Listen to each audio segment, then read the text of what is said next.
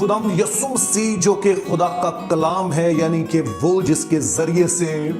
नस्ले इंसानी ने खुदा की मर्जी और खुदा की जात को पूरे तौर से देखा है, उसी के नाम में आपकी सलामती हो। आज का सवाल हमारे एक भाई हैं जिनका नाम शकील मसीह है, उन्होंने भेजा है और उनका सवाल ये है कि यसु मसीह तमसीलों में क्यों बात करते थे। और यह सवाल सिर्फ भाई शकील मसीह का नहीं है, बल्कि शागिर्दों ने भी खुदाम यसु मसीह से यही सवाल किया था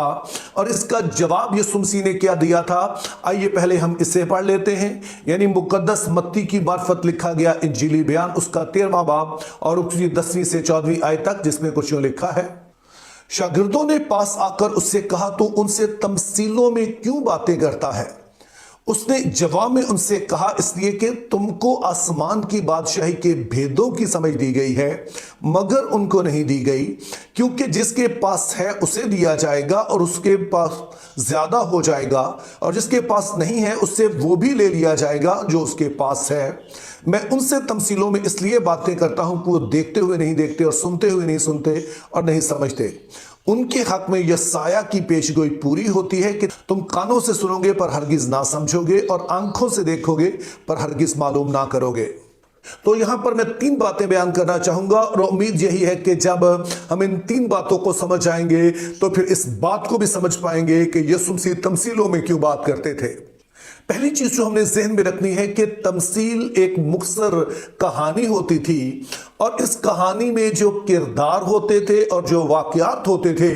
वो बड़े ही आम फहम होते थे।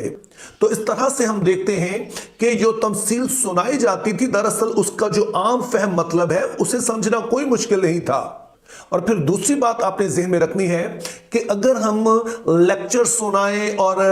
बड़े ही ऐसे बड़े बड़े आइडियाज पेश करें तो लोगों को वो आमतौर पे याद नहीं रहते हैं, लेकिन अगर आप किसी को कोई स्टोरी सुनाएं, कहानी की सूरत में कोई बात कहें, तो वो बड़ी आसानी से याद रख लेते हैं। तो इस तरह से वो लोग जो तमसीलें सुनते थे,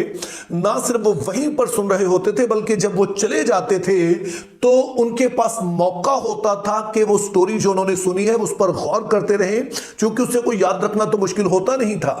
और बज़ाहिर तो यहां पर यसु मसीह का यही मकसद लगता है कि जब कलाम वो सुनाते हैं इन तमसीलों की सूरत में, तो वो चाहते थे तो वो लोग ना सिर्फ उनकी बातों को जो है वो समझ पाएं, बल्कि फिर वो उन्हें याद रख सकें और उस पर गौर कर सकें। लेकिन पहले जो हमने हवाला पढ़ा है उसमें तो हमें तस्वीर कदरे मुख्तलिफ मालूम होती है। तो इन बज़ाहिर 2 मुतज़ाद बातों को हम किस तरह से समझ सकते हैं, तो उसके लिए हम तीसरे नुक्ते की तरफ जाएंगे। और जैसा कि मैं हमेशा ही जोर देता रहता हूं कि कॉन्टेक्स्ट इज द किंग, के सियाको सबाक है जिसकी रोशनी में आप किसी भी हवाले को ठीक तरह से समझ सकते हैं। तो वो हवाला जो हमने पढ़ा, इसका सियाको सबाक ये है कि जब आप मुकद्दस मत्ती का इंजीली बयान 13वां बाब और उसकी पहली 9 आयत पढ़ते हैं तो उसमें यसु मसीह बीज बोने वाले की जो तमसील है वो देते हैं। और मैं उम्मीद करता हूं कि आप इस वाली तमसील से बखूबी वाकिफ होंगे कि जब एक बीज बोने वाला निकलता है और वो बीज बखेरता है और उनमें से कुछ बीज जो है वो राह के किनारे गिरता है, जिसे परिंदे जो है वो चुग लेते हैं, कुछ जो है वो पथरीली जमीन पर गिरता है और फटाफट वो उगता भी है और फिर वो मुरझा भी जाता है चूंकि उसकी जड़ें नहीं हैं, और फिर कुछ है जो झाड़ियों में गिरता है, और चौथी किस्म का जो है वो अच्छी जमीन पर गिरता है और वही दरअसल है जो कि फल लेकर आता है, कोई 30 गुना, 60 गुना और 100 गुना। और फिर 18 आयत से लेकर 23 आयत तक यसु मसीह इस तमसील की वजाहत जो है वो शागिर्दों को देते हैं। तो इस तरह से हम देखते हैं कि जो हवाला अभी हमने पढ़ा है जिसमें शागिर्दों ने यसु मसीह से सवाल किया है, वो दरअसल बीज बोने वाली जो तमसील है उसके 2 हिस्सों के बीच में सैंडविच बना हुआ है, जो इस बात की तरफ वाज़े इशारा है कि अगर हमने इस हवाले को समझना है तो बीज बोने वाले की जो तमसील है उसी की रोशनी में समझना है। तो इस तमसील का लुब्बे लबाब यह है कि एक ही बीज बोने वाला है, एक ही तरह का बीज है जो बोया जा रहा है, लेकिन उसका जो रद्द अमल है वो मुख्तलिफ आता है, क्योंकि इसका इन्हिसार इस बात पे है कि वो किस तरह की जमीन पर बोया जा रहा है। تو دوسرے لفظوں میں یسوع مسیح کا کہنا ہے کہ جب وہ خود اور دیگر جو کلام سنانے والے ہیں جب وہ کلام سناتے ہیں تو ایک ہی کلام ہوتا ہے جو مختلف لوگوں تک پہنچتا ہے، لیکن ان لوگوں کا جو رد عمل ہے وہ مختلف ہوتا ہے اور اس کا سبب ان کے دل کی حالت ہوتی ہے۔ اب اپنے یاد رکھنا ہے کہ یہ دونوں ہی باتیں جو ابھی میں نے آپ سے کہی ہیں یہ ایسی باتیں نہیں تھیں کہ جو یسوع مسیح کے سننے والوں کے لیے، چاہے وہ شاگرد ہوں یا پھر فقیہ فریسی اور دیگر لوگ ہوں، ان کے لیے یہ کوئی نئی باتیں ہوں، چونکہ وہ اس بات سے بخوبی واقف تھے کہ جب بیج بکھیرا جاتا ہے تو وہ مختلف جگہ پر گرتا ہے اور وہی پھل لاتا ہے جو کہ اچھی زمین پر گرا ہے، اور نہ ہی ان کے لیے یہ کوئی نئی بات تھی کہ خدا کا کلام ایک بیج کی طرح ہے اور وہ لوگ جو کلام سناتے ہیں وہ بیج بونے والوں کی طرح ہیں۔ اور یہ بات اتنی کامن تھی کہ وہ یہودی جو کہ یہودیہ کے علاقے سے باہر دیگر قوموں کے بیچ میں رہتے تھے ان کو ڈایاسپورا کہا جاتا تھا، جس کا مطلب ہوتا ہے بیج بکھیرنا۔ تو آئیڈیا یہ تھا کہ خدا نے بنی اسرائیل کو جب ان کو شاہ اسور کے حوالے کر دیا، بعد میں نبوکدنصر آ گیا اور وہ ان کو اسیر کر کے لے گیا، تو یہ ایسے ہی تھا جیسے خدا نے کلام کا بیج پوری دنیا میں بکھیر دیا ہو، کیونکہ اس اسیری کے نتیجے میں بہت سارے یہودی تو جو تھے وہ گمنام ہو گئے، لیکن بہت سارے ایسے تھے جو کہ وفادار رہے اور ان علاقوں میں جہاں وہ تتر بتر ہوئے نہ صرف خدا کے ساتھ لپٹے رہے بلکہ وہ خدا کے کلام پر چلتے رہے، اور اسی سبب سے دیگر بہت سارے لوگ جو ہے وہ خدا پر ایمان لے کر آئے ہیں۔ تو یوں بیج کا خدا کے کلام سے موازنہ اور اس کا پھل لانا یہ بڑی ہی عام کہاوت تھی۔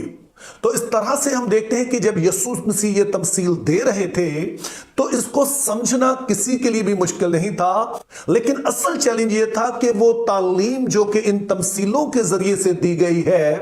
اس کا ان کی اپنی زندگی سے کیا تعلق ہے، اور ان کا پھر رد عمل بتاتا تھا کہ وہ کس طرح کی زمین ہے، کیا وہ اچھی زمین ہے جہاں پر پھل اگتا ہے، یا کہ پھر وہ زمین ہے جو راہ کے کنارے کی طرح ہے، یا پھر وہ جھاڑیوں والی زمین ہے یا پتھریلی زمین ہے۔ تو اب آپ بخوبی جانتے ہیں کہ وہ زمین جو اچھی ہوتی ہے جہاں پر جو بیج ہے وہ جڑ پکڑنے لگتا ہے، تو پھر جو بیج بونے والا ہے وہ اس کی مزید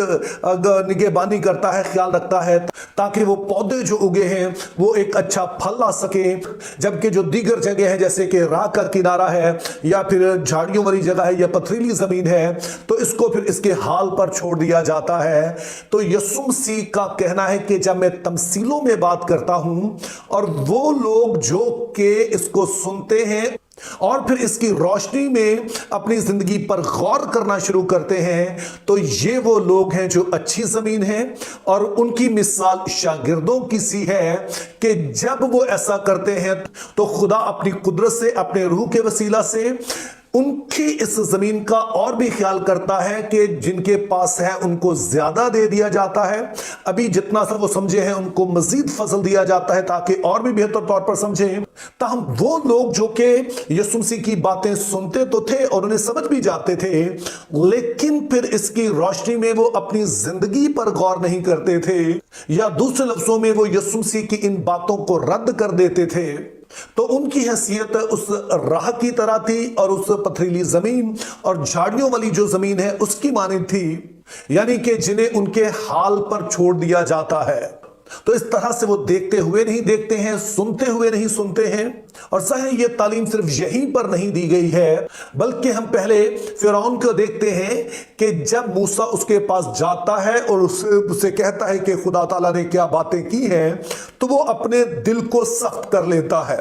تو اس کے بعد خدا تعالیٰ اس کا دل سخت کر دیتے ہیں، جس کا مطلب یہ ہے کہ وہ جو سخت ہوا تھا اس کو پھر اسی حالت میں رہنے دیتے ہیں اور وہ اس کے دل کو بدلنے کی کوشش نہیں کرتے ہیں، اور ظاہر ہے اس کے بعد وہ اس کا پھل پاتا ہے۔ تو اسی طرح سے یسوع مسیح کا کہنا ہے کہ میں بھی ان کے ساتھ اب ایسا ہی کر رہا ہوں، یعنی کہ جب میں ان سے تمثیلوں میں بات کرتا ہوں تو ایسا نہیں ہے کہ وہ ان باتوں کو سمجھ نہیں پاتے ہیں، یہ باتیں بڑی عام فہم ہیں، یہ وہ دیکھتے ہیں، وہ سنتے ہیں اور ان کو پتہ ہے میں کیا کہہ رہا ہوں، لیکن چونکہ وہ قبول نہیں کرنا چاہتے ہیں تو پھر وہ اپنے آپ کو خود ہی مجرم ٹھہراتے ہیں، وہ اس بات کو شو کرتے ہیں کہ وہ کس طرح کی زمین ہے۔ तो इस तरह से हम देखते हैं कि यीशु मसीह का तमसीलों में बात करना दरअसल दो पहलुओं को उजागर करता है। पहले नंबर पर तो वो जो कि खुदा की आवाज को सुनना चाहते हैं उन पर खुदा का फजल होता है, वो और खुदा में गहरे होते हैं। लेकिन दूसरी तरफ फिर तमसीलें जो है उन्हीं को मुजरिम ठहराती हैं, जो कि उसकी आवाज को नहीं सुनना चाहते हैं, उस पर गौर नहीं करना चाहते हैं, उसको अपनी जिंदगी में इतलाक नहीं उसका करना चाहते हैं। तो फिर वो मजीद सख्त होते हैं और फिर वो खुदा की अदालत का सामना करते हैं। तो मेरी दुआ है कि खुदा हमें फजल दे कि हम खुदा के कलाम को सुनने वाले बने। हम खुदा से फजल मांगते रहें कि ना सिर्फ हम उसके कलाम को सुन सकें बल्कि इसको बेहतर तौर पर समझ भी सकें, ताकि उसका कलाम हमारी जिंदगी में सिर्फ 30 या 60% नहीं बल्कि 100 का 100 गुना फल लाए। Think biblically, live purposefully, have a very good day.